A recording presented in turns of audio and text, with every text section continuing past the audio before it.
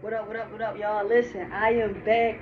I know it's been a while since I dropped a video on Instagram, but I want to tell you guys 10 things that you can do right now, today, that will benefit your credit score. I'm going to go through all 10 things on the board. I'm going to explain in detail why this is important, but I promise you, if you do some of the things on this list, you will build your credit score and you will be able to see a difference in your profile and how you even approach credit, right? So, the first thing we want to talk about is monitoring your credit. All right, that's like if we say, I want to lose weight, I want to gain weight. You need to monitor your body, right? You got to monitor your meal intake. If you are looking to improve your credit score, you want to monitor your credit. All right, that is the first checkpoint that we have on the list. Now, I recommend, guys, I send my clients to Identity IQ or Smart Credit to order all three of their credit reports, right? I know a lot of you guys have Experian, but you want to have all three. You want to have your TransUnion report, you want to have your Equifax report, and you want to have your Experian credit report. So monitor your credit is the first step. This is the first thing you want to do, all right? Now, second, when you have your credit reports, you want to make sure your personal information is correct. All right? So, personal information, starting with your name. I literally have seen this happen to people, especially with family members and relatives that have the same name, similar names, and the same last name. I've literally seen this happen with father and son. So, check your personal information. That means your name, addresses, right? Because a lot of times those old addresses are attached to that old debt. Addresses, your name, you want to check your date of birth, and you want to check your employer. Alright? So you can have any of this information updated or changed on your credit report. So that's the first thing. You want to make sure your personal information is correct or request an update, right? Thirdly, is you want to review any inquiries and accounts on your report in good standing, right? So you want to start to separate the positive accounts from the negative accounts. And the inquiries are going to show you exactly who pulled your credit, when they pulled your credit, and how often they pulled your credit. So that is the third thing you want to review on your credit report. That is the third thing you want to do. All right? Now, as you're continuing to stroll down and go through your credit report, you want to review and dispute any inaccurate information, okay? So inaccurate information, guys, can be inconsistent reporting, right? Inconsistent reporting across bureaus. Or it could be something like the account number can be wrong, right? How many people have checked their credit report and their account number may have been wrong, right? The balances may have been different, right? So you want to check your credit report for any inaccurate information, all right? Now, then one of the important factors we talk about a lot of times, which is 35% of our credit score, is our payment history, right?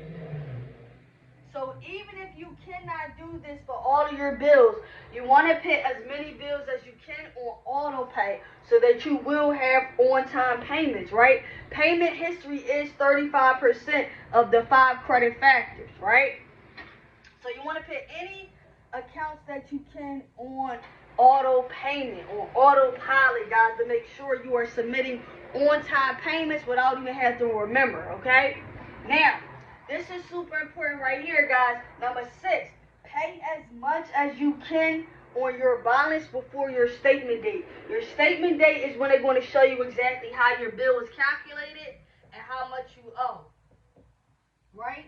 So when you hold that balance, right, when you hold the balance on your credit, that is how you are charged interest. So holding a balance equals interest, right? Holding borrowed money, the longer you hold it, the more it costs. So paying as much down before your statement date shows the creditor that your balance is actually lower than when it was beforehand, because you're paying as much as possible, right? So paying as much down on your credit card before your statement date. Number 7 is asking for a credit limit increase. Do not be afraid to ask for a credit limit increase, especially if you have been paying on time, if you have been maintaining a responsible balance below 30%. Do not be afraid to ask for a credit limit increase, right? Because when you're increasing your credit limit, and I said this on my Facebook, if you have a limit right now that's $1,000 and you owe $300, right? You owe $300. You are at the 30% right here, right? That's 30%. 300 out of $1,000. Now, if you increase, if you ask for that limit increase, now you going from $1,000 to $2,000, but you still owe the same 300. So that's going to increase your overall spending power and decrease your utilization because your balance is still only the 300. So do not be afraid to ask for a credit limit increase. Stop being afraid of credit. If you use it properly, credit will be your best friend. All right? Now, number 8, guys, is separating your cards by expenses. If you know there are certain cards, for instance, I use my, you might use your Walmart card to only shop at Walmart, right?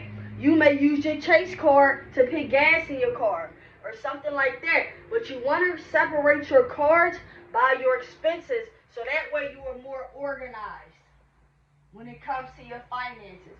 So separating your cards by expenses, right? Now, 9, guys, is do not co-sign for anyone. A lot of times when you co-sign and you put someone else on your credit and they actually hurt your credit profile, you are damaging yourself more because you want to be a good person, you want to help out, but you do not want to hurt yourself in the process of repairing your credit. So do not co-sign, okay? And lastly is building business credit. Now, one of the most important things about building business credit is you will not have to use your personal credit for business expenses, right? So if you was to max out a credit card with business credit, it will not count towards your personal credit, which actually helps you because now you're not maxing out on your utilization, right? And utilization does not hold as much weight when it comes to business credit. If you have questions about business credit or getting your LLC started, just hit the email. The link is in the bio. You can email preciouscreditmanagementllc@gmail.com. So the last thing you want to do is start to build your business credit.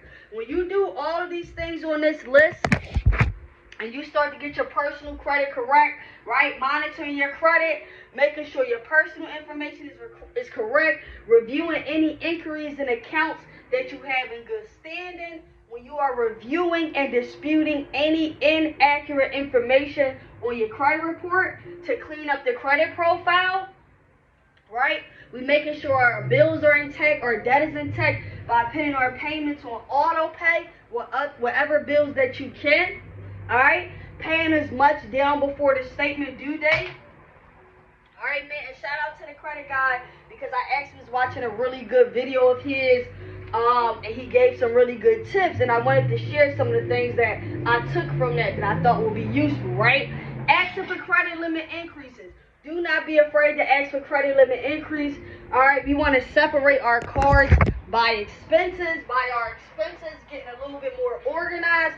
Do not co-sign, and then towards the end, guys, once we start to clean up the personal credit, if you have your LLC formatted, you want to start to build business credit.